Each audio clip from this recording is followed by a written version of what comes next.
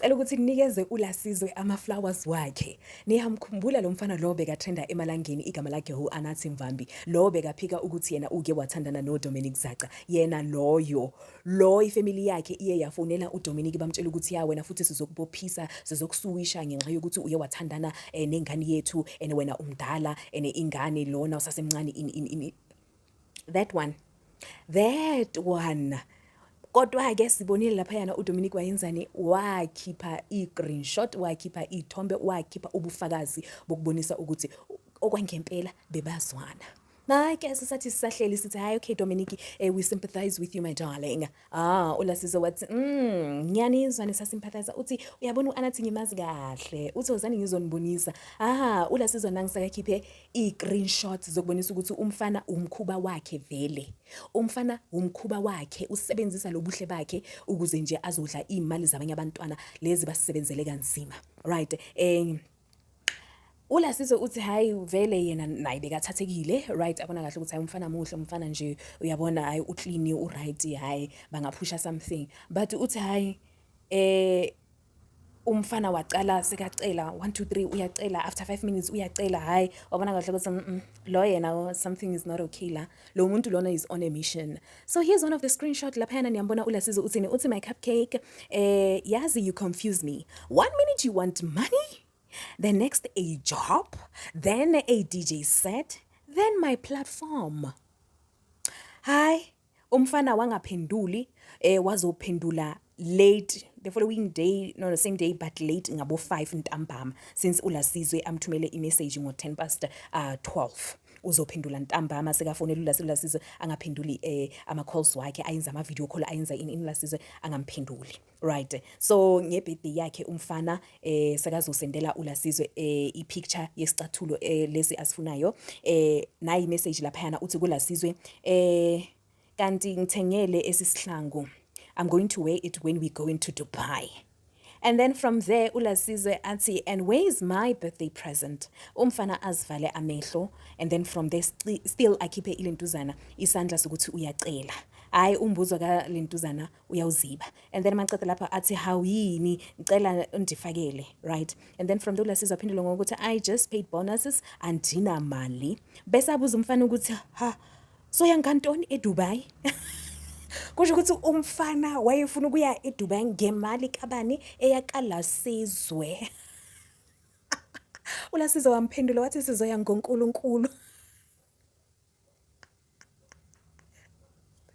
Guys, uLasizwe hayi uyabona uLasizwe shame, uyabona kulokho ungichazile shame ulentuzana uLasizwe. Na ngicela ukufunda this last part bese ngiyahamba.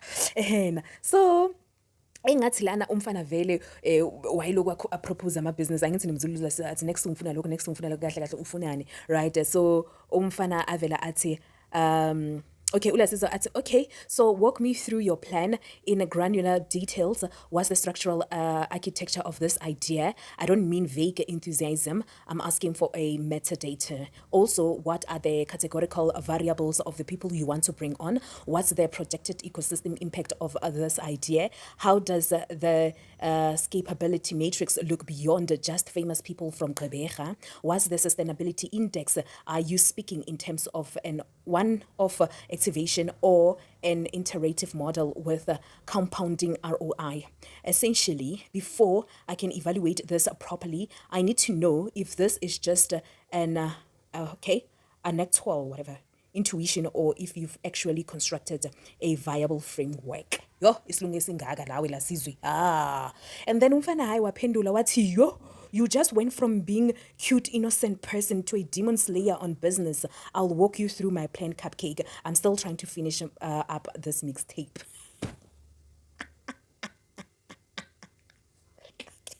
Clock it for Lasizwe. Hawu kusho ukuthi uLasizwe wabona kahle ukuthi hayi lo ungizela ngomkhuba. Hayi umfana wabona kahle ukuthi hayi kanti bekacanga ukuthi makabona uLasizwe kanje ubona nje into angayisebenzisa ukuthi hayi uyabona lo uzoyikhipha kanje imali. Hayi bo lo mfana uAnathi yo hayi yazi ifamily yakhe bekumele ukuthi bayamkhuza, hayi ukuthi bamlwele. This is not a person lo ngamlwela empilweni. So uLasizwe makachaza uthi yena even on his birthday, which was on the 19th of November if I'm not mistaken, right? On that day, this guy, that's when bekase Cape Town no Dominic. uthi my goodness, when I look at the date I'm like, mosikale sikhathi ase Cape Town. Mina ungicela icethulo mara mina on my birthday beka se Cape Town nobani no Dominic. Anathi shame haya uyabona lento oyenzayo mfana angeke isalunga ngcono nje usifunele umsebenzi usebenzele kodwa ke ngizula ukuthi uyasebenza lento oyenzayo ayikho right wena yenza nje ukuthi leyo mali leyo esebenzelayo find a way yokuthi uyidablish because of na igama lakho selimoshekile for ini for ukuthi nje wena uthanda impilo yobuthebelele kodwa anathi yazi ungicede amandla guys, sanibonani Dumela ngabshiyene Macharoney Maloney.